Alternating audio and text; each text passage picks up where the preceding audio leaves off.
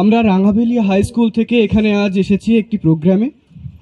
তো আমরা সেই প্রোগ্রামটা শুরু করছি। আমরা জানি যে দিনে দিনে আমাদের চোখের সামনে একটি বিরাট বড় ম্যানগ্রোভ বনভূমি সুন্দরবন ধ্বংস হয়ে যাচ্ছে মানুষের প্রত্যক্ষ বা পরোক্ষ কার্যের ফলে। আমরা এখানে সবাই আজ সমবেত হয়েছি সেই ম্যানগ্রোভ বনভূমি এবং সেই ম্যানগ্রোভ বনভূমিতে বসবাসরত প্রাণীকুল সর্বোপরি বাঘ সংরক্ষণের জন্য একটি অনুষ্ঠানে। আমরা জানি পশ্চিমবঙ্গের দক্ষিণ অংশ জুড়ে রয়েছে সুন্দরবন, বিরল জীববৈচিত্র্য, বিচিত্র ম্যানগ্রোভ বনাঞ্চল, নদী, খাড়ি, জলপথ এবং সর্বোপরি বাংলার রাজকীয় বাঘ এবং সুন্দরী গাছ, যার নামেই হয়েছে সুন্দরবন। প্রাকৃতিকভাবে গড়ে উঠেছে আমাদের সুন্দরবন। কিছুদিন আগে আমাদের এই সুন্দরবন ছিল অনেক সুন্দর। নানান গাছ, গরান, কেওড়া, খলসি ইত্যাদি গাছে ভরা ছিল আমাদের সুন্দরবন। এইভাবে কেটে যাচ্ছিল দিন। আমাদের সুন্দর সুন্দরবন, ছায়া শুনি বীরে সুন্দরবন, শত শত প্রাণ তারি ছায়া তলে, শত শত প্রাণ তারি ছায়া তলে, লোভিল দৃশ্য আসে দলে দলে, পেল ছায়া আর পেল মায়া, পেল ছায়া আর পেল মায়া, সবারই করবে জয় আমাদের সুন্দর সুন্দরবন,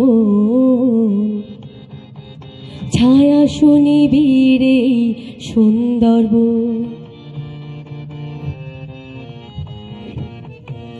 সুন্দরী হেতাল গরান গেওয়া সুন্দরবনের সেরা, সুন্দরী হেতাল গরান গেওয়া সুন্দরবনের সেরা, সবাই মিলে তার গায় জয়গান, সবাই মিলে তার গায় জয়গান, বনের বাগছে সেরা আমাদের সুন্দর সুন্দরবন,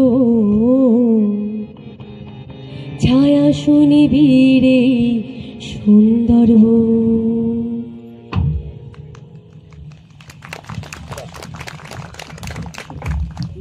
এই ম্যানগ্রোভ অরণ্য বহু প্রাণীর আবাসস্থল এবং সর্বোপরি একটি বৃহৎ খাদ্য শৃঙ্খলের ধারক ও বাহক। এই ম্যানগ্রোভ বনভূমি উপকূলবর্তী অঞ্চলে আগত বিভিন্ন প্রাকৃতিক দুর্যোগ, বন্যা এবং যে ঘূর্ণিঝড়গুলো আসে প্রতিনিয়ত, তাদের গতিবেগ কমিয়ে উপকূলবর্তী অঞ্চলে বসবাসরত মানব জগৎকে রক্ষা করে চলেছে দিনের পর দিন। এই ম্যানগ্রোভ অঞ্চলে থেকে প্রাপ্ত যে প্রচুর পরিমাণে মধু, তার বিদেশি মূল্য অনেক। এই উপকূলবর্তী অঞ্চলে বসবাসরত মানুষেরা জীবিকা নির্বাহ করে এই ম্যানগ্রোভ অরণ্যের ওপর থেকে। তাই সব দিক থেকে দেখতে গেলে ম্যানগ্রোভ অরণ্যের গুরুত্ব অপরিসীম। কিন্তু ম্যানগ্রোভ অরণ্য আজ সংকটাপন্ন। দিনে দিনে এদের সংখ্যা হ্রাস পাচ্ছে মানুষদের প্রত্যক্ষ ও পরোক্ষ কার্যের ফলে। মানুষ নিজেদের জীবিকা নির্বাহের জন্য কেটে ফেলছে গাছ। দেখা যাবে দিনে দিনে সুন্দরবনটা আর থাকবে না, সুন্দরবনের সেই সৌন্দর্য হারিয়ে যাবে, ম্যানগ্রোভ বনাঞ্চল ধ্বংস হয়ে যাবে। বিস্তীর্ণ দুপারে অসংখ্য প্রাণীদের হাহাকার শুনে নিস্তব্ধে নীরবে, ও প্রকৃতি তুমি, ও প্রকৃতি স্তব্ধ কেন? বিস্তীর্ণ দুপারে অসংখ্য প্রাণীদের হাহাকার শুনে নিস্তব্ধে নীরবে, ও প্রকৃতি তুমি, ও প্রকৃতি স্তব্ধ কেন? ও প্রকৃতি তুমি, ও প্রকৃতি স্তব্ধ কেন?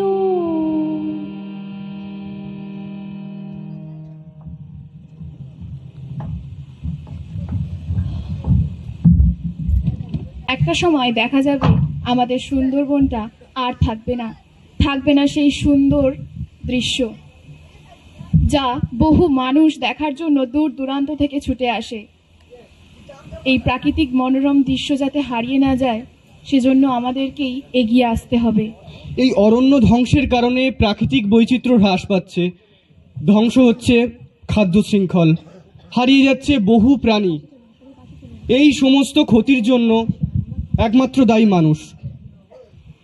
এবং এই যে সমস্ত ক্ষতি হচ্ছে, এই ক্ষতির প্রভাব থেকে মানুষ জাতীয় রক্ষা পাচ্ছে না। আমরা দেখতে পাচ্ছি যে প্রতিনিয়ত ঝড়ে বিধ্বস্ত হচ্ছে সুন্দরবন এলাকা, এবং দেখতে পাচ্ছি যে বন্যায় প্রচুর ক্ষয়ক্ষতি করছে মানুষদের কৃষি জমি, যার ফলে খাদ্যাভাব দেখা দিচ্ছে, অর্থ সংকট দেখা দিচ্ছে এই সুন্দরবন অঞ্চলে।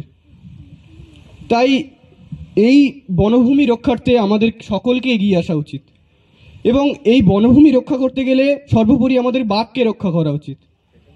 বন্যেরা বনে সুন্দর এবং শিশুরা মাতৃক্রোড়ে কথাটি আমরা প্রায় সকলেই জানি। তাই বনের বাঘ বনে বিচরণ করুক, এই আমাদের সকলের ইচ্ছা, আশা, আকাঙ্ক্ষা হওয়া উচিত। আর সরকারি সংস্থা এবং সর্বোপরি জনসাধারণের যৌথ উদ্যোগ না হলে এই প্রচেষ্টা কখনোই সম্ভব হবে না। তাই আমাদেরকে সকলকে এগিয়ে আসতে হবে এবং এই মহৎ কাজে আমাদেরকে জয়ী হতে হবে। তাই আমাদের সবার কণ্ঠে ধ্বনিত হোক একটাই শব্দ, আমরা করব জয়।